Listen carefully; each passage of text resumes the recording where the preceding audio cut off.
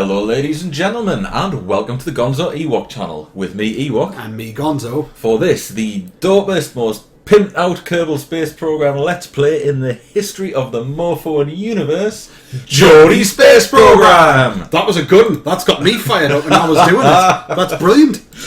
Right, Good stuff. so we're coming straight off the back of the last episode, which hopefully you watched, in which we did some little satellite-y kind of spacey stuff around Kerbal Sphere of Influence. We did. We've got a plan for this episode. We're going to check the contracts out first.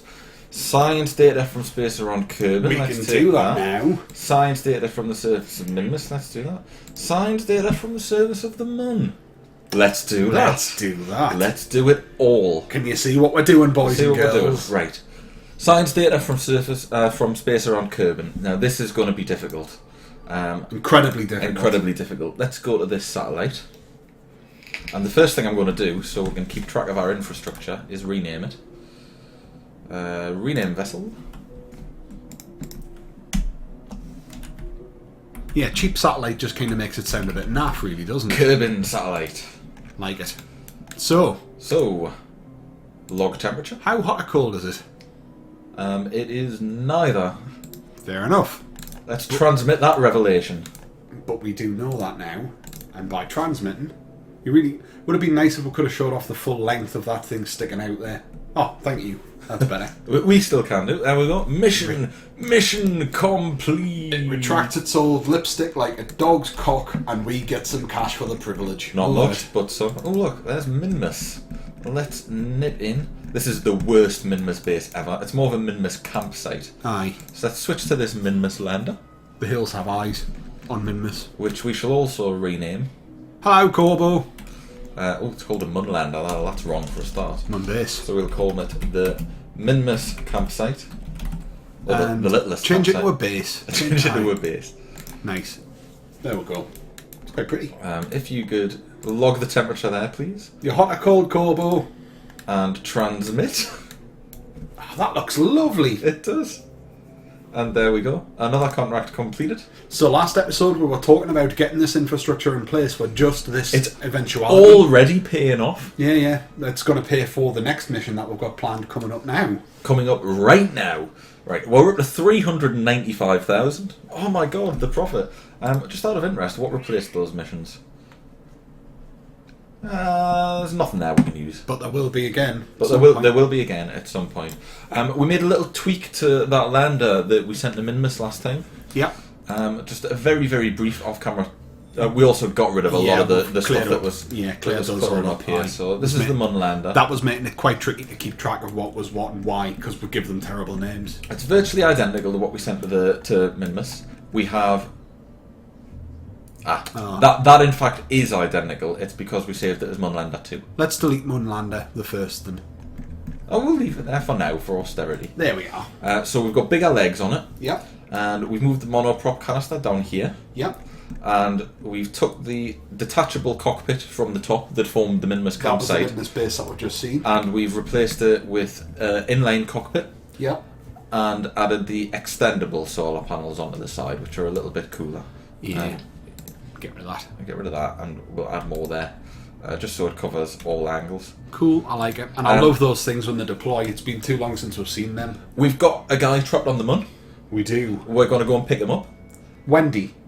Sorry, we've got a girl trapped on the Moon. We've got Wendy trapped on the Moon.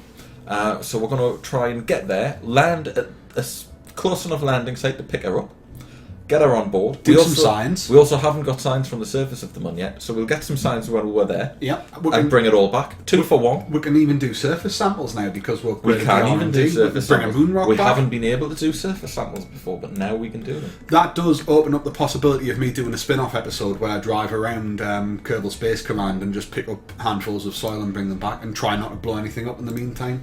I'm still determined to do that. Build a little science dragster, drive it around the place. I'm going to launch this now. Go for it. Well, you go off on your tangent. I'm just quickly going to check the staging, actually, just to make sure everything's fine. Yeah, it's not. Because we did a little bit of moving around, I need to move the parachutes into a separate stage. I don't like the fact that the girders are like 30 foot off the ground, like the launch clamps. It just looks a bit Extra height, extra fuel efficiency. Do you think we could make the girders like 65,000 metres tall? Unfortunately, I don't think they go that high. Damn. If I remember rightly, this one was good. We've got Jed piloting. This wasn't anything to do with the wobbly ship of doom, was it? That was a different thing. I'm pretty sure that was a different one. Oh, that's a little bit loud going. I thought that in the last recording. Hopefully the last recording didn't shatter anybody's eardrums.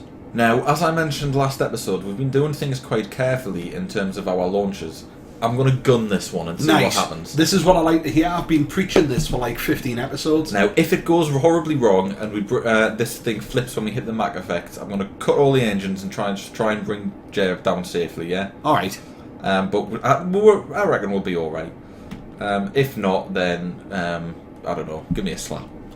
I like this, a plan with no drawbacks. If Jeb dies, you can give me a slap. I love it. I mean, okay. I've already lost to Valentina, so we don't want to lose our only other decent pilot. Yeah, the pilot, right? Jeb's never landed on the moon, so even though I didn't really put any thought into what Kerbin we're going to put in, Jed's a good choice because he can get the experience and bring that back and probably level up to maybe level 3. Aye. Which is obviously a good thing. Yeah, we want Redcoats to be kind of the top dogs, really. Good, no explosion, like it. No explosion, that little bit of asparagus staging. Never did that asparagus staging video that I said I was going to do. I feel shamed for that. You can get around to it at some point.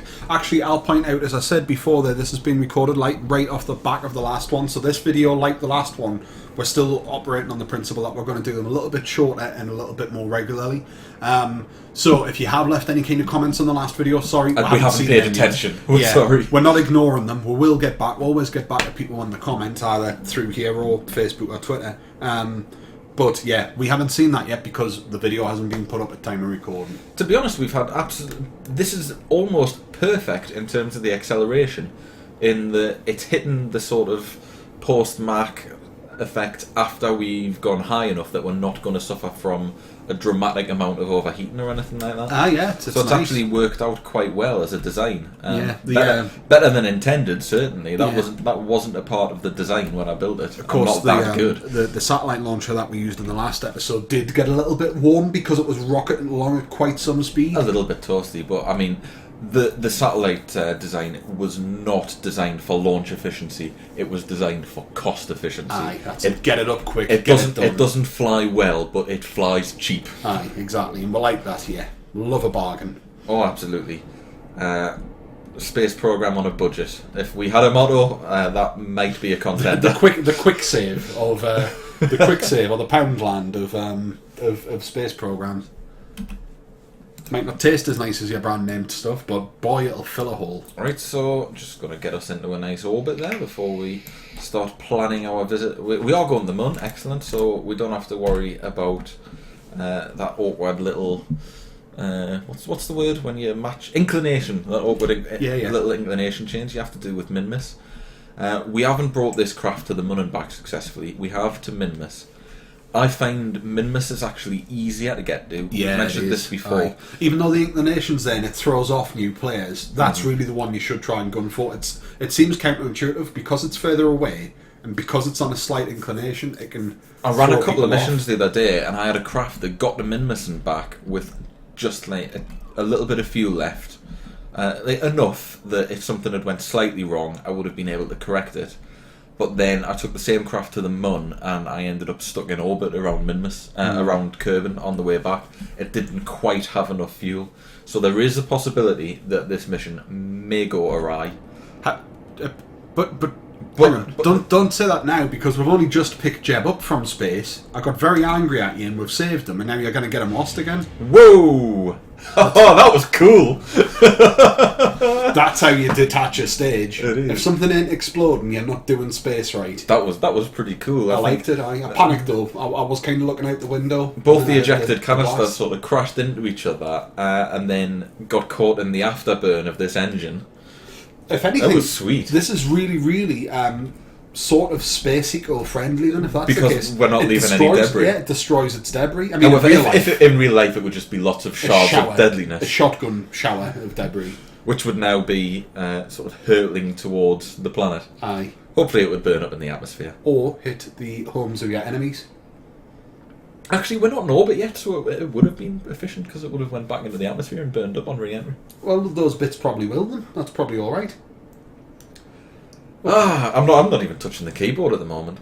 Perhaps this thing needs a little bit of work because that's a long burn. It needs a bit more poke, possibly. Although once we've getting rid of this stage, hopefully this will put well on. My travel to the moon. With any luck, if we come back with enough science, we may be able to unlock the 2 or 3 things needed to get a very basic science lab up in orbit. That would be great. So I was mentioning that I really wanted to do that. It's a real We've been fast saying track that for to 4 good series. science. We've never been able to get to the point where we've been able to build a functional, decent space base. But since 1.0, science labs are so much more useful than they used to be. All they used to do was clean out experiments. What they do now is take like 500 units of science data and translate that into 2,500 units of science data over time. Aye. Which is brilliant. So you store your science there and it's almost like you're earning science interest on it. Aye. And the idea is that your scientists are doing full research on the samples. Cool. Plus, as you say, it is just nice to have something in orbit, and we really do want to get the infrastructure going down. Eventually we'll want to look at mining and like refueling at space stations and things like that, like the real sexy stuff that the pros do. Cool. That would be meant. I'd love to see us being able to take our place amongst good players. That would be nice. We've got a horrible problem with the orbit here, so I'm going to have to do a very, very inefficient burn. You're going to have to. There's nothing we can do about it, really. Pumping it up. Pump up the jams. So this is a real waste of fuel here in that I'm sort of shooting upwards and out from the planet. But there's not really much we can do, is there? But it's fine, and that'll go back in. So we'll be okay because we'll probably be able to do our burn around here and we won't have to worry about returning. Touch more. Okay, now just rotate and find the point of contact. There we go. That should be alright. That will be alright. I can probably get a lot closer than that as well. And that's 1 point. There we go.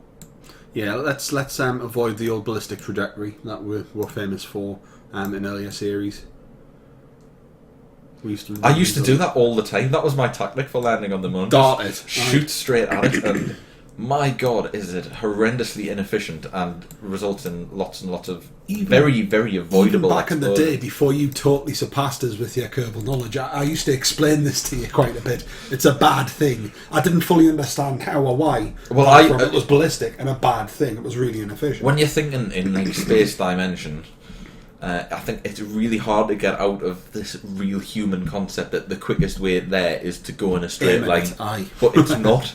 It's not at all. Yeah, we're thinking straight lines, and really we need to think in sort of like diametrically opposing curves. But that's very hard to do as a human. Well, first of all, you've got the fact that you're in fully 3 dimensions. There's no up or down.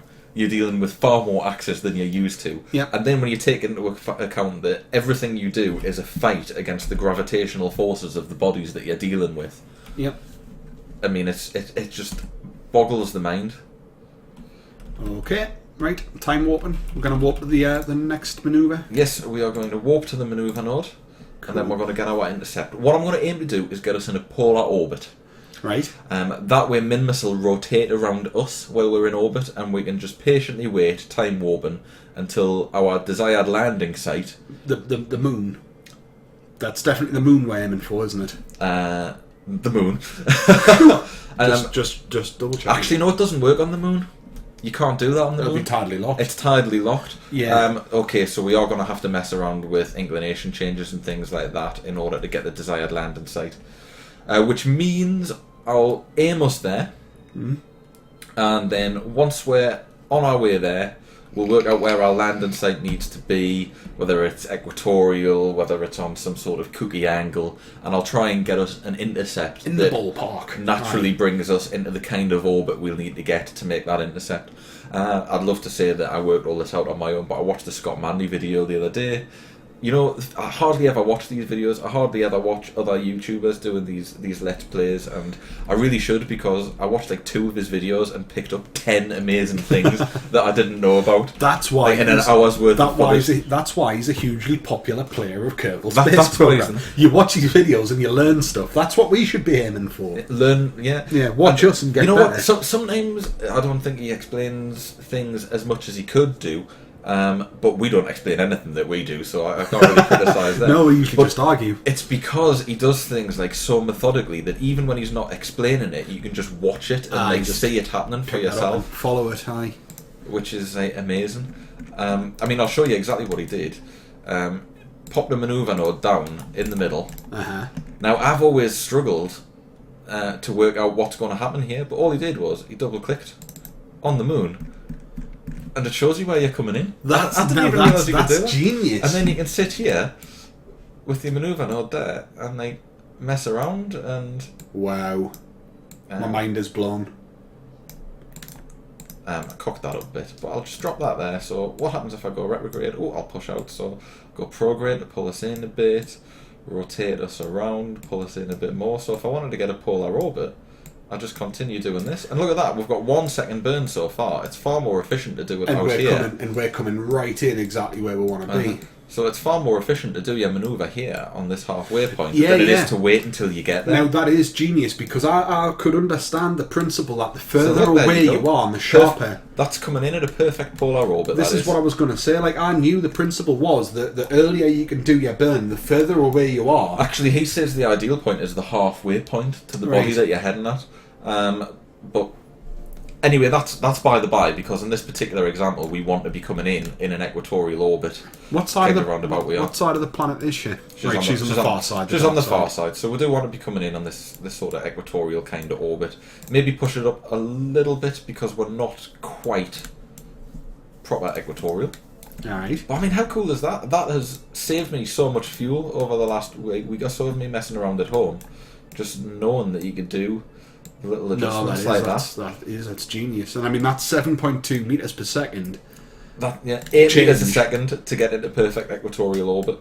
Compared to, I mean, it would be maybe 15, 20 seconds you would have to burn the way we were doing it, but that's still 14 seconds of fuel saved. And that's the difference between success and failure sometimes. So I'd love to say that I worked this out on my own. The big part of it was I was expecting your manoeuvre nodes, because when you're not locked on there, all your manoeuvre node stuff's happening around your intercept point at the end of that line. Aye.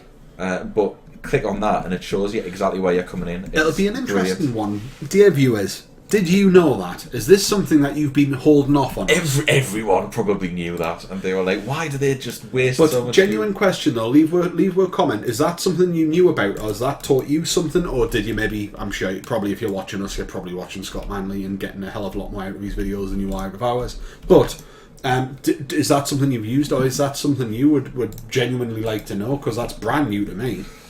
So I'm approaching the manoeuvre point. Now the further you are away from your target, the less worried you have to be about hitting the node dead on. Right. It's more about getting the delta V right than it is. Same video. I always thought it was the opposite. I always thought, like, if you're really, really, really far out and you miss your window, like what might be 10 meters out will become 100,000 meters out. Yeah. But it's not true. The further the distance, the less worried you are about the exact timing. You've got a bit more tolerance. The more worried you are about the perfect delta V, and the opposite when you're close. When it's a manoeuvre that you're right on top of, or your target's right on top of you rather, not your manoeuvre. You're much more concerned about your accuracy. About getting your timing right, the perfect amount of delta V. Genius. So that, I've gone over it by a couple of seconds, but that's alright. I'll just pound it down. And you see, it's pretty much dead on. That's awesome. So we know once we get to the end of that blue line, we're going to flip to where that orange one is and come across in that pattern. So I'm going to do a quick save and then warp here again, just in case it bugs out. Look, the lines touching. That explains everything. Those lines will touch. They will. They'll come together and boom! Bang! Exactly where we wanted to be. Perfect, yeah. Love it. Absolutely love it, mate. That's. I'm inspired. So get myself into a nice orbit. I want to be quite low down. I want to get my orbit maybe under 30,000. Right. can get it even lower still. I can go to 23,000. That's safe. It's higher than any of the high points in Minmus. That's 26-second burn. How are we doing for fuel? Not great, but we've got the lander and return stage still has quite a bit of fuel in it. It does. This is quite a beefy lander. It's got the tank there, but these external fuel tanks are all inlined in as well, and they're all full of fuel. Aye. So nothing to worry about, I would say. No, it's looking good so far. Looks as though this video is probably going to be slightly longer. I think we've hit our 20 minutes. What we'll do is we'll get ourselves into a nice orbit, and then we'll come back next time and we'll get that land and return if we can. Cool, that sounds good. I like it. That seems like a logical point to leave this mission. We don't want to leave this mission now, do we? No, we'll get ourselves, I think, park an orbit, and then we'll pick you up with the next episode. Sounds good. You're hammering buttons, but nothing much is happening. I was just rotating around to point towards the manoeuvre before we time warped. I see. This thing's not particularly manoeuvrable. It would be if I turned the RCS on, but I'm saving the RCS for the landing stage. Cool. Yeah, we're like using this now to kind of push down in those last couple of seconds. Just to bed things and stop bouncing, which was a big problem. As well as that, I found that because your engines aren't like 100% accurate in terms of the amount of power you can put into them, I like using the as we're reaching the approach, I like using the RCS. Oh, there we go. There we've lost our stage. I like using the RCS to either... we should probably pop those fairings and put the solar panels out as well, maybe. That's a good idea, mate. Bosh! Look at them fly. But yes, I like using the RCS. Cannot deploy while stored. It's not stored. Nothing is stored. Do a quick save and a quick load. It might just be it's... oh, there's one of them's popping out. Oh, well, I've just done the quick load. It might be maybe a bit of a bug. Maybe because they were under the fairings, it might have been panicking a touch. Yeah, it seems to be working now. Aye. But yeah, I like using the RCS as a little bit of fine control on the thrust. And that just seems to be that one. It seems to be a bit dodgy. I wouldn't worry about it, we've got enough to keep the power going. But I like using it to adjust, so if I'm coming down slightly too fast, hit the SAS a bit to... You know what, that's a perfectly circular orbit, let's just leave it there. No, that's a good one. So, not a bad part one this episode, I don't think. Part two, we're going to be touching down, we're going to be saving Wendy, then collecting some science to fulfil our contract. That's the plan. And come in the F home. Come in the F home. Come in the F home. Come in your own F home, mate. Alright. Anyway, in my own F home. Fine. Thank you very much, ladies and gents. Do all that stuff. Click the subscribe button if you haven't already. Pop by to our Facebook page, which is Facebook/GonzoEwok, or hit us up on Twitter @GonzoEwok. Yep. Would love to hear from you. Would love to know if you like the videos. We'll see you next time for more goodness and joy. Hopefully for a successful pickup mission. And in the meantime, try not to come in your F home. Goodbye.